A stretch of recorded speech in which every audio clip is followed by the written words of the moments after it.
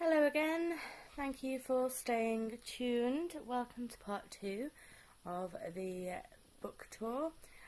Bramble is wanting to come and be in this video at the moment. She's very much hankering for attention. Bramble, stop it. Are you being annoying? I don't know what's going on with my camera now, you see. See, this is why you shouldn't stop things halfway through, should you? Well, that's thrilling.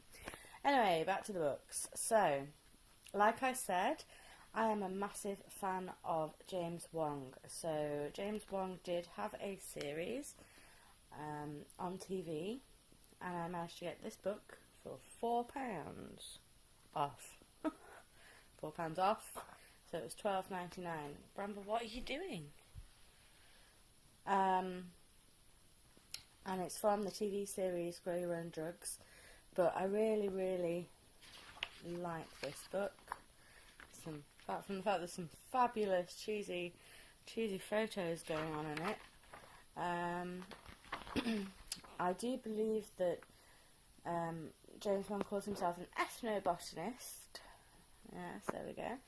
So there's quite a few different remedies in here, and it goes through the different body systems, if you like. So dermatological remedies, digestive remedies, stuff to help the immune system, the respiratory system, muscular and joints, emotional and hormonal headaches, cosmetic things, stuff for your home. So things like, and it's proper food as well. Some of them, obviously, vinegar compress for swollen joints, turmeric tihalia for arthritis and psoriasis, for example. So there aren't just sort of remedies, if you like. Some of them are literally, eat this chicken soup, it will make you feel amazing. Eucalyptus, what was that? Eucalyptus and elderberry jelly. I haven't made that yet. Thyme and garlic chest rub. I have made these elderflower and eucalyptus decongestant throat lozenges, and they really work, and they're lovely. Honeysuckle and jasmine jelly for sore throats. Port winter tonic is something that I really wish to get going with. So, yes, nettle and chamomile tea for hay fever. I want to make some of that this year, actually, for my husband, who does suffer quite badly with hay fever, and I do keep meaning to say I'll do it. I've not yet tried the fennel sugar mice for flatulence, but I mean, why would I not want to make those? I think that sounds amazing. So I would definitely recommend this book, and again, I'll pop the ISBN on there, on the description bar, so that you can see. I can't even find it. There it is, over here. Yeah, so it's published by Collins, but I'll put a link to where you can get it from Amazon or something. And my camera, I don't know why it's not focusing now. It's very frustrating. So James Wong. I also have a book on home aromatherapy, and this actually came in a kit that was bought for me. It's a book, it's written by Julia Lawless, a step-by-step guide on using essential oils at home. And this is just quite a little brief reference guide, which I really appreciate, really. It goes through all the safety information and lots of things like that. Plus it smells amazing, and some beautiful pictures in here. So, yeah, it's got a guide to aromatherapy. What is aromatherapy? How does aromatherapy work? Essential oils and their properties. And then goes through sort of guide to home uses. So, first aid treatments, women, pregnancy and children, beauty, perfume and pleasure. And then at the back, which is very, very helpful, there is a list of, or an index of essential oils. So that's really useful. You know, common colds and sinusitis. It's just a very, very useful information book. So I'm not sure if you can get this separately I will have to investigate, because of course, as I said, it did come with a kit that I had, and it is from many moons ago, but I will see if I can find it for you. Okay, and then I know this is out of date significantly. The Witch's Almanac 2009. I think it's good to have an almanac. The information contained within an almanac, it sort of saves, if you have one of these sort of store-bought ones, then it does save you having to get all the information yourself. But the reason that I like to keep this, because part of me kind of goes,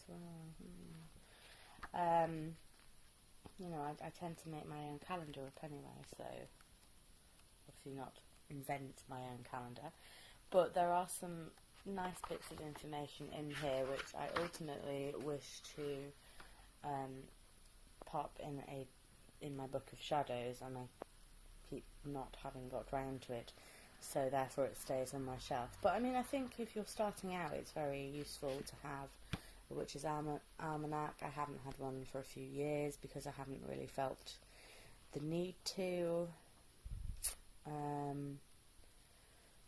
But like I say, there's some nice meditations in here, and a nice bit of writing that accompanies all of the date moon information. So it might be something you might want. I just kind of wanted to, you know, I do have it. Right, and then this is a great book, Christopher Abram, Myths of the Pagan North, and it's the gods of the Northmen. And this is quite an academic book, really. It goes through pretty much, what do we have? We've got a guide to pronouncing the Old Norse, helpful. Sources of Norse mythology, archaeological evidence, runic inscriptions and picture stones, written sources, conclusion, case study. And each chapter, if you like, goes through in that format where it will present the information, put everything together, come to a conclusion, and then provide you with almost like a case study type thing. The gods on the ground, religious culture as a background to pagan myth, and then the third bit is myths in the Viking Age, Norway, Iceland and beyond, between 850 to 950. The twilight of the gods, the age of religions, conflict in Norway, and then pagan myths under conversion, so obviously when Christianity was coming into play, and the rebirth of Norse mythology, Denmark and Iceland, 1150 to 1350.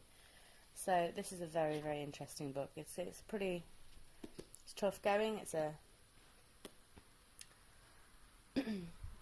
you have to want to get to the end, is what I'm saying. And it's academic in nature. It's not a Sunday afternoon light kind of read, but it's worthwhile. It's definitely worth it. So I definitely recommend that.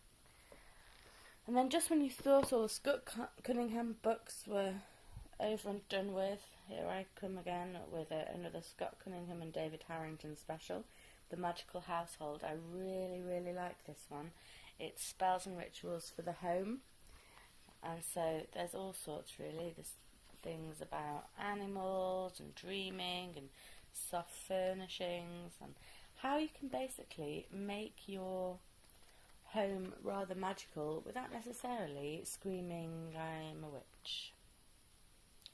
Go through the magical year, brooms, household purifications, a whole chapter on cleaning, magical cleaning, and how you can do things there, how to make a witch's bottle, some protective work that you can do, whole section on the garage, section about animals and your pets and things, and how your baths, showering, furnishings, as we said, what's going on at the hearth, the fire, the kitchen, and house lore. So I would definitely recommend this one, and it's not too expensive. It's again published by Llewellyn. I look like I'm keeping Llewellyn in business here, don't I? Right, and another book that you're probably all familiar with, and there's a bit of controversy over, isn't it? You either love it or you hate it. Silver Ravenwolf's Solitary Witch, or Book of Shadows for the New Generation. It's massive. It's like a standard tome, isn't it? And what I'd say about this book is that there are some brilliant bits in it, and there are some less brilliant bits in it. And what you have to do is work out for yourself those bits that you find useful, and disregard the bits that you don't agree with or you don't find useful at all. But it's a good book for dipping into. I do like to kind of, let's have a look what Silver has to say about this, and she might have something good to say about it. She might have absolutely nothing useful to say about it at all, but I like it, and I think that she writes for the younger amongst us as well, as they're her main income stream, if you like. So I think if you are that little bit younger, it's written in a very accessible format, and I still think you should probably look at, I would still get this book, and I'd still buy it now if I didn't have it. If for whatever reason it went away, I would rebuy it. And then I have this book, the Tarot Workbook, a step-by-step guide to discovering the wisdom of the cards, and it's by Neville Drury. I haven't used this book a lot because I have not been working with my tarot as much as I would have hoped.